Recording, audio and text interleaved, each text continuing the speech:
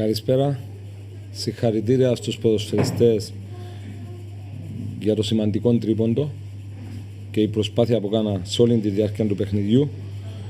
Ξέραμε ότι θα βρίσκαμε δυσκολίες στο σημερινό παιχνίδι από μια καλή και στημένη ομάδα που άλλαξε τον τρόπο παιχνιδιού της. Ο Μάκης είναι πάρα πολύ καλός το πώς θα χτίσει και να κλείσει και να δημιουργήσει προβλήματα στον αντίπαλο. Καταφέραμε στο τέλος και πήραμε μια σημαντική νίκη που θα μας βοηθήσει στη συνέχεια. Ήταν πάρα πολύ μεγάλη η βοήθεια του κόσμου. Το λέω για τον λόγο ότι ήταν σε όλη τη διάρκεια του παιχνιδιού, μέσα στο παιχνίδι, φώναζαν, βοήθησαν τους ποδοσφαιριστές και αυτό το πράγμα πρέπει να το κρατήσουν.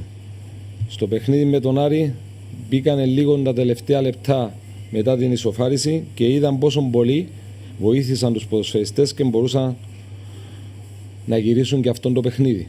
Τους θέλουμε από το πρώτο λεπτό ως το τελευταίο να στηρίζουν αυτή την προσπάθεια όπως σήμερα και τους αξίζουν συγχαρητήρια, γιατί ήταν μια προσπάθεια από όλους, από τους ποδοσφαιριστές, από τον κόσμο, και μέχρι το τέλος η προσπάθεια ευτυχώς πήραν αυτό που έδωσαν στον αγωνιστικό χώρο.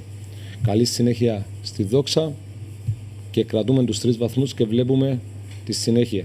Αυτά τα παιχνίδια κρύβουν παγίδες και πρέπει να είμαστε πολύ προσεκτικοί για το επόμενο παιχνίδι που ακολουθά στην έδρα μας με μια πάρα πολύ οργανωμένη και επικίνδυνη ομάδα.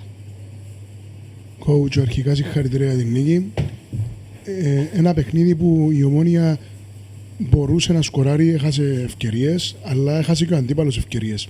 Σας προβληματίζει ότι ο αντίπαλος δημιουργούσε ευκαιρίες σχετικά με όχι τόσο δυσκολία? Εντάξει, ήβραν κάποιες ευκαιρίες τη στιγμή που πήραμε κάποια ρίσκα. Πήραμε μεγάλα ρίσκα στο σημερινό παιχνίδι, το είδατε.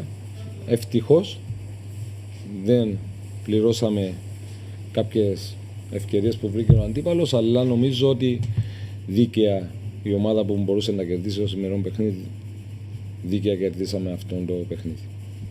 Και ένα σχόλιο σε εδώ, γιατί δεύτερο συνεχόμενο παιχνίδι ήταν ο πρωταγωνιστής της ομάδας, πέτυχε τον γκολ, κέρδισε το πέναρτι και έτσι ήρθε και η νίκη. Εντάξει, δεν στέκομαι ποτέ για κάποιον ποδοσφαιριστή. Μου αρέσει η συνολική προσπάθεια τους ποδοσφαιριστές. Όλοι έκαναν προσπάθειες. Είχαμε να αντιμετωπίσουμε μια οργανωμένη ομάδα στο σημερινό παιχνίδι. Καταφέραμε και σπάσαμε κάποιες φορές την κλειστή άμυνα του αντιπάλου και καταφέραμε και πήραμε μια σημαντική νίκη. Για το Σεμέδο σίγουρα, γι' αυτό ήρθε στην ομάδα, για να μας δώσει λύσεις, να κάνει τη διαφορά, και ξέραμε πολύ καλά όλο αυτό το διάστημα πόσο καλός ποδοσφαιριστής είναι. Θέλουμε από όλους να συμμετέχουν και στο επιθετικό και στο αμυντικό κομμάτι. Ευχαριστώ.